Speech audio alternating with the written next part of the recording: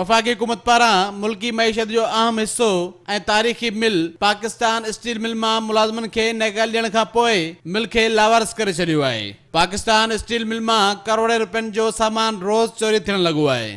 वहाँ बड़े पैमाने पे जो बहुत कीमती सामान है उसको भी वहाँ से चोरी कराया जा रहा है और बहुत से रिटायर्ड अफसरान जो हैं वहाँ पे मौजूद हैं। एक पूरा सिस्टम है सिक्योरिटी का।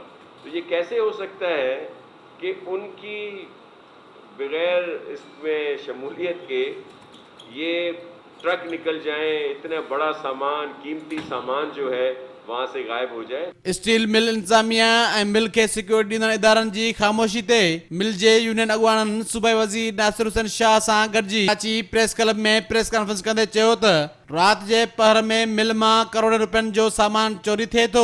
इंतजामिया ऐं इदारनि जी ख़ामोशी ॻणती जोगी आहे। एक तरफ़ माण्हू खे जेको बेरोज़गार कनि था, बरतरफ़ कनि था, ॿिए तरफ़ भारी तनख़्वाह जेको आहे रिटायरमेंट इहो भर्ती कंदा पिया। सिंध हुकूमत खे अपील आहे त हे जेको आहे सिंध धरती जेको आहे इदारो आहे इन लाइ हिनखे तबाह खे सम्झे पियो।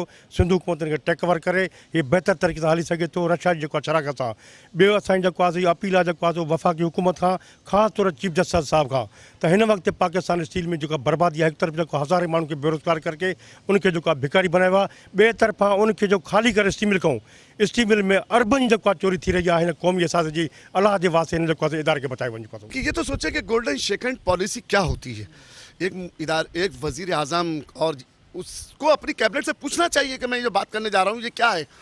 देखिए सर, गोल्डन शेकहैंड जो पॉलिसी है वो ये होती है कि कोई पॉलिसी अनाउंस की जाए। सुप्रीम कोर्ट ने अभी कहा था, जो रशीद रिजवी साहब को सालिसी बनाकर भेजा है ट्रेड यूनियनों के लिए, सीबी के लिए, उसमें उन्होंने कहा कि 2006 की जो इफ्तिखार मोहम्मद चौधरी की जो रूलिंग है उसके दायरे अख्तियार में रहते हुए ये प्राइवेट किया जाएगा।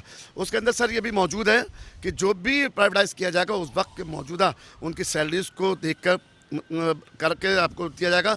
और फिर उस वक्त 2006 के अंदर जनरल क़य्यूम थे जो उन्होंने पॉलिसी बनाई थी, मिनिस्ट्री ऑफ प्रोडक्शन ने, इंतज़ामिया पाकिस्तान स्टील ने 1+6 दी थी।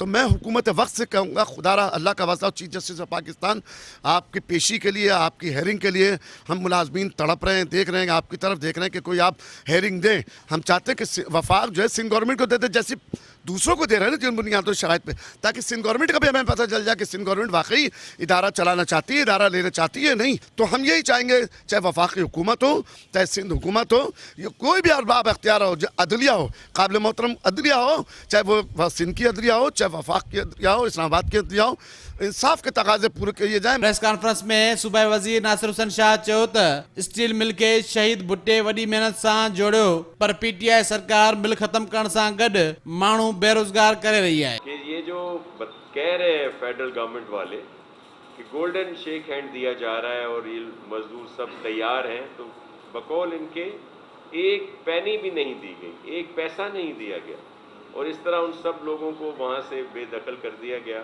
और मजीद को भी वहाँ से निकालने की साजिश की जा रही है। उन्हें चयो त मिल के तबाह करण न ॾिनो वेंदो, खेस हलाइण चाहिनि था। कभी भी इस नेशनल एसेट को इस तरह किसी को हथियाने नहीं देंगे और हम मिलकर सिंध गवर्नमेंट स्टील मिल को हम चाहते हैं कि फेडरल गवर्नमेंट हमें दे और एम्प्लॉइज़ के साथ मिलकर इश्तराक में हम इसको चलाएं।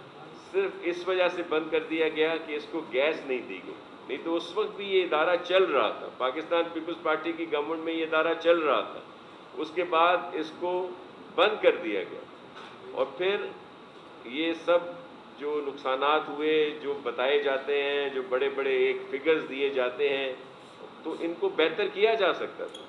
लेकिन ये जो मौजूदा वफाकी हुकूमत है, इससे तो किसी किस्म की आप अच्छाई का गुमान न समझे। सूबाई वजीर चयो त यूटर्न बादशाह नौकरियूं त न ॾिनियूं, पर गैर कानूनी तरीक़े सां हज़ारे मिल जा मुलाज़िम बेरोज़गार कया आहिनि, जंहिं ते अफ़सोस आहे। नासिर हुसैन शाह चयो त मिल जो सामान वॾे पैमाने ते चोरी थी रहियो आहे। रिटायर्ड ऑफिसर सिक्योरिटी फ्राहम कंदड़ ख़ामोश छो आहिनि, खेनि हिसाब ॾियणो पवंदो, मिल जी चोरी करण न ॾींदासीं।